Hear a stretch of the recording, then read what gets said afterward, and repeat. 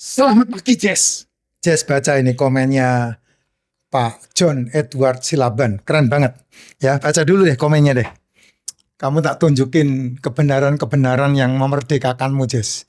Pak Jess, saya merasa beruntung mengikuti cara dan saran dari Bapak karena saya baru 14 hari mengikuti sarannya. Saya sudah stabil dan normal tensi saya.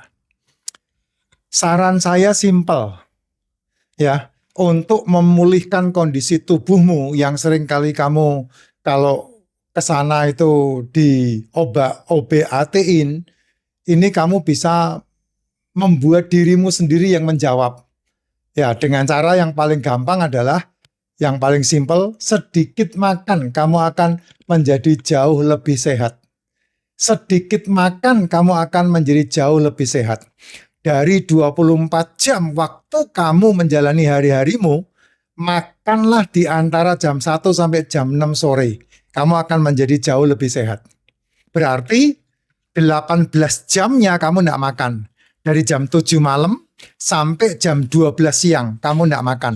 Itu cara yang paling simpel untuk kamu menjadi sehat. Terutama kamu yang sudah bermasalah dengan metabolik. Terutama kamu yang sudah bermasalah dengan degeneratif, di mana sel-sel tubuhmu gagal meregenerasi.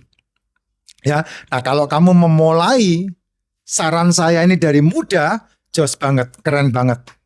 Ya, ini buat ini ya, buat gerombolan-gerombolan mager ya. Kalau gerombolan-gerombolan yang aktivitasnya sangat tinggi, kamu ndak nurut saya ndak masalah.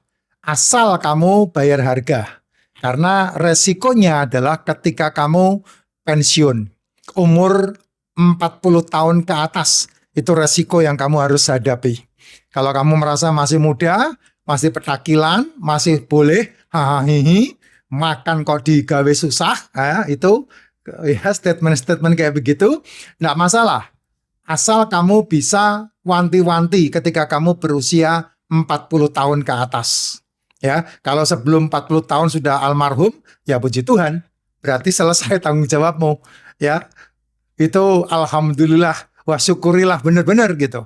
Tapi kalau kamu petakilan, ngawur cara mentreat tubuhmu, dan kamu dikasih umur sampai 40 tahun, maka kamu harus ingat kata-kata saya, sehingga kamu belum telat untuk menjalankannya. Ya, bukan nyumpain, tapi itulah siklus yang harus kamu jalankan dalam hidup.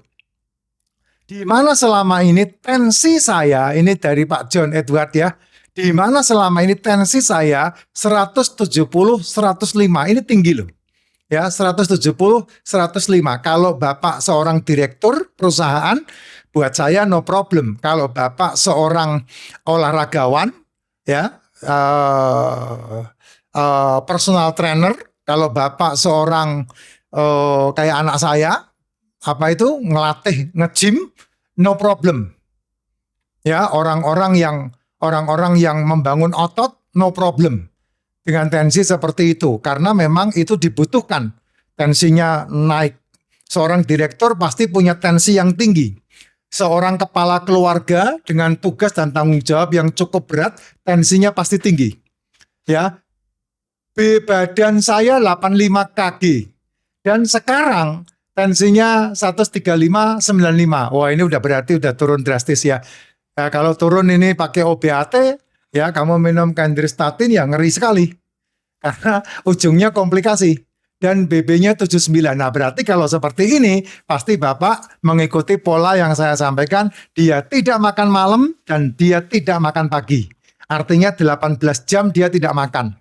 Ya, makan di antara jam 1 sampai jam 6 sore. Nah, kalau kamu makanmu, ini buat orang-orang yang tadi saya sebutkan, direktur perusahaan, aktivitas tinggi, kepala keluarga yang punya banyak aktivitas. Nah, kamu mau mengalami seperti Pak John, sebetulnya tidak ada masalah kalau kamu tetap makan. Ya, umurnya masih 30, 35, 40, kamu tidak ada masalah ketika tetap makan. Saya kan selalu katakan, sarapan yang terbaik adalah tidak sarapan.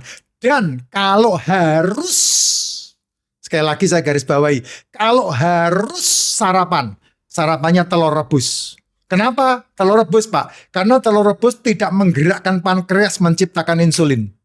tidak menggerakkan pankreas memproduksi insulin. Yang kedua, telur rebus berkompromi dengan lambungmu. Kenapa? Karena lambungmu itu sel. Jadi kalau kamu kasih telur rebus, dia tidak ada gula, maka lambungmu menerima. Jadi tidak ada masalah. Kenapa lambung berontak? Karena yang kamu asupkan adalah sampah. Apa itu sampah? Itu yang sering kali kamu sebut ganjil perut. Itu sampah. Dan itu yang merusak lambungmu dan asam lambung.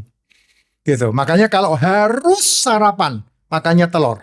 Kenapa telur? Karena telur langsung dicerna, langsung diserap sama tubuh.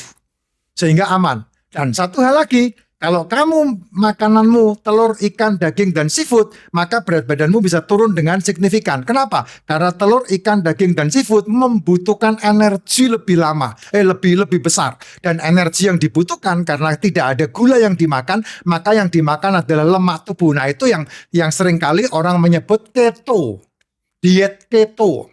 Artinya dia tidak makan gula. Gula itu apa? Nasi itu gula, sayur itu gula, buah itu gula.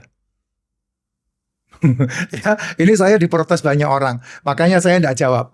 Kamu belajar sendiri dah, cari tahu sayur itu gulanya di mana, terus kemudian buah itu gulanya di mana. Kamu belajar sendirilah ya.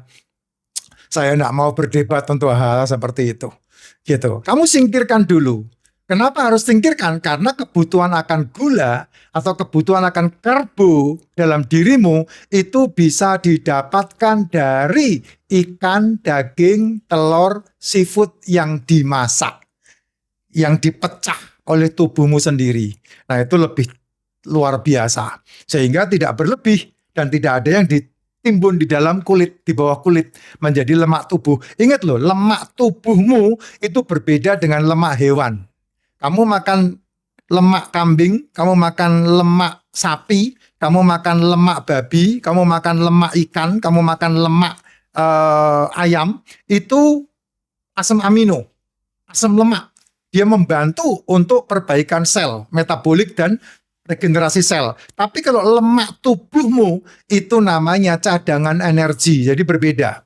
Semakin banyak kamu memakan gula, maka semakin dia tersimpan di tubuhmu dan itu menjadi masalah dan sumber penyakit. Saya barusan ditanya tentang, Pak, ibu saya kena stroke awal mulanya hipertensi. Enggak. Awal mulanya kamu tidak mengasupkan kebutuhan selmu. Sehingga terjadi degenerasi, di mana sel gagal meregenerasi, dan kemudian mengakibatkan metabolic syndrome, di mana tubuhmu mengalami masalah-masalah metabolik, dan itu yang membuat penyumbatan-penyumbatan. Ketika oksigen dibutuhkan ke otak, tersumbat. Karena apa? Gula. Bukan karena hipertensinya. Hipertensi itu wajar. Ya, tekanan darah tinggi itu wajar. Ketika otak butuh, ketika ginjal butuh, kamu harus mensuplainya. Nah, ketika disuplai, jalurnya mampet. Nah, itu permasalahan yang harus kamu wanti-wanti. Kenapa jalurnya mampet? Ya, karena banyak kerak di situ. Kenapa banyak kerak? Ya, karena asupan makananmu semuanya masalahnya gula. Lemak. Lemak. Kenapa lemak? Ya, karena gula di dalam tubuhmu tidak ada gudangnya. Maka disimpannya di dalam lemak tubuh. Dan itu yang menyumbat. Gitu. Ya, itu ya, Jess. Itu penting sekali untuk diperhatikan. Terima kasih Pak John untuk testimonialnya, keren banget, saya senang sekali. Ya, BB-nya dari 85 jadi 96 kilo ya, turun ya, luar biasa Pak. Tinggi badannya Bapak berapa nih? Ya, tinggi badan berapa? Tinggi badan 110 dikurangi tinggi badan. Tinggi badan dikurangi 110 itu BB yang paling bagus. Ya, yang ideal. Tapi kalau tinggi badan dikurangi 110